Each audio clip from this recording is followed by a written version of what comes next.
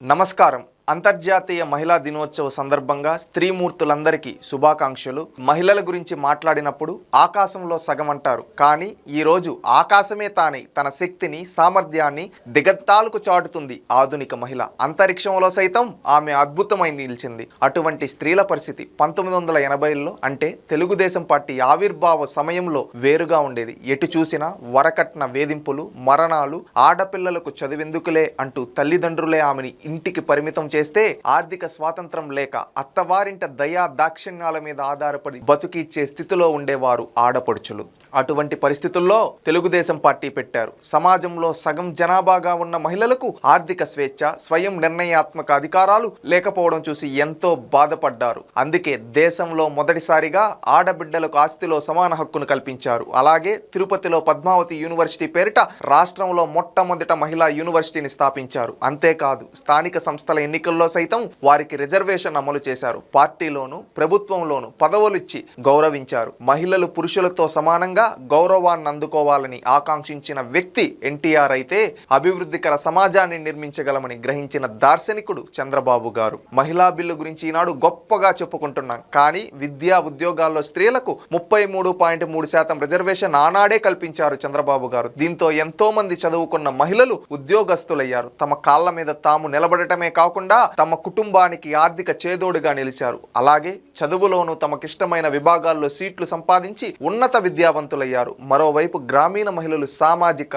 ఆర్థిక స్థాయిలను పెంచేందుకు ప్రభుత్వ నిధులతో డ్వాకరా సంఘాలకు మద్దతునిచ్చారు చంద్రబాబు గారు. ఆనాడు అది తెలుగునాట ఊరూరా ఒక ఆర్థిక విప్లవంలా మారింది. అప్పట్లో దేశంలో స్వయం సహాయక సంఘాల్లో సగం తెలుగు రాష్ట్రాల్లో ఉండేటివి. ఒకప్పుడు తెలుగునాట మహిళలు కట్టెల పొయ్య, బొగ్గుల పొయ్యిలపై వంటలు చేస్తుండేవాళ్ళు. ఆ పొయ్యిల వాడకం మూలంగా మహిళలు, వారితో పాటు ఉండే చిన్నపిల్లలు పొగ కాలుష్యానికి గురై ఉబ్బసం, ఊపిరితిత్తులు, క్యాన్సర్, క్షయ వంటి వ్యాధులు బారిన పడేవారు. అంతేకాకుండా పొయ్యకి అవసరమైన కట్టెలను సేకరించడానికి మహిళలు, బాలికలు చాలా కష్టపడేవారు. ఈ పరిస్థితిని చూసి చెలించిన నారా చంద్రబాబు నాయుడు గారు 1999 జూలైలో దీపం పథకానికి శ్రీకారం చుట్టారు. అప్పటి వరకు డబ్బున్న వారికే పరిమితమైన గ్యాస్ స్టవ్ సదుపాయాన్ని పేదల ముంగిటికి తెచ్చారు. రాష్ట్రానికి ముఖ్యమంత్రి ఎలాగో శాసనసభకు స్పీకర్ అలాగా అంతటి ప్రాధాన్యం ఉన్న స్పీకర్ పదవిని ఒక దళిత మహిళకిచ్చారంటే మహిళా శక్తి మీద చంద్రబాబు గారికి ఎంత నమ్మకమో ఆలోచించండి.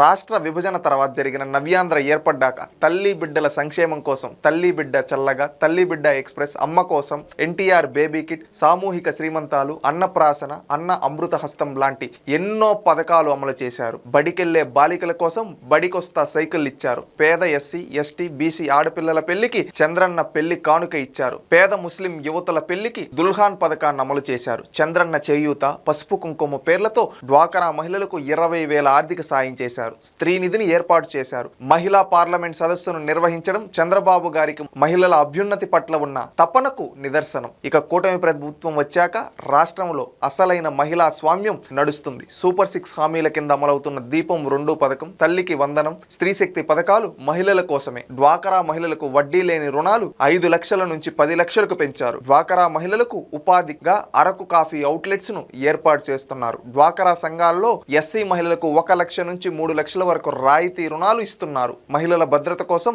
ప్రత్యేకంగా శక్తి యాప్ రూపొందించడమే కాకుండా ప్రతి పోలీస్ స్టేషన్ పరిధిలో సురక్ష కమిటీలను ఏర్పాటు చేశారు. మహిళలను పారిశ్రామిక రంగంలో ప్రోత్సహించేందుకు 45% పెట్టుబడి రాయితీలతో పాటు రవాణా, లాజిస్టిక్స్ సైతం 45% రాయితీనిచ్చేలా పారిశ్రామిక విధానం తీసుకువచ్చింది ఎన్డీఏ ప్రభుత్వం. అంతేకాదు, 5 ఏళ్ల పాటు యూనిట్కి 1.50 రూపాయల విద్యుత్ రాయితీని, 5 ఏళ్ల పాటు రాష్ట్ర జీఎస్టీ రియంబర్స్మెంట్ ను కూడా ఇస్తుంది. మెగా డిఎస్సి ద్వారా 15,941 ఉద్యోగ పోస్టులు భర్తీ చేస్తే అందులో 7,955 మంది మహిళలకు టీచర్స్ జాబ్స్ వచ్చాయి. 6,014 మంది పోలీస్ కానిస్టేబుల్ ఉద్యోగాలు ఇస్తే అందులో 993 మంది మహిళలే.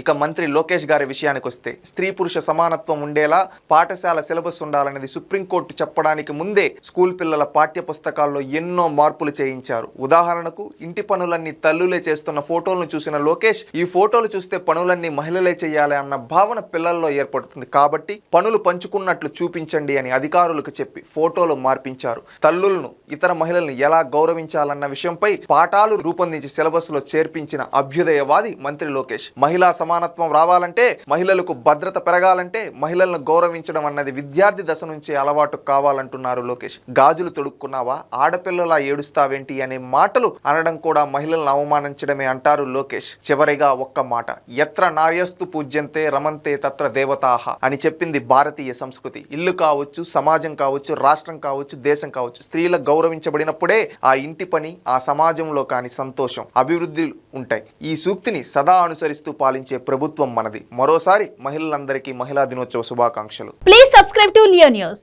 For more videos.